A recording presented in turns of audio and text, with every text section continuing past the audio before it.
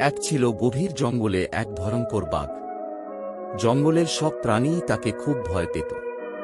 একদিন বাঘ খুব তৃষ্ণার্ত হয়ে নদীর পাশে জল খেতে গেল। ঠিক তখনই সে দেখল নদীর ওপরে একটি গাছের ডালে বসে আছে এক চতুর কাক। বাঘ বলল, এই কাক, এখানে বসে কি করছো? ভয় লাগছে না? কাক হেসে বলল, ভয় কিসের? মাথা ঠান্ডা রেখে বুদ্ধি খাটালে যে কেউই শক্তিশালীর সাথে টিকে থাকতে পারে। বাঘ অবাক হয়ে জিজ্ঞেস করল, বুদ্ধি দিয়ে শক্তিকে হারানো যায়? কাক বলল, অবশ্যই যায়, দেখো। এ কথা বলে কাকটি ডালের ওপরে থাকা একটি বড় শুকনো ডাল ঠেলে দিল।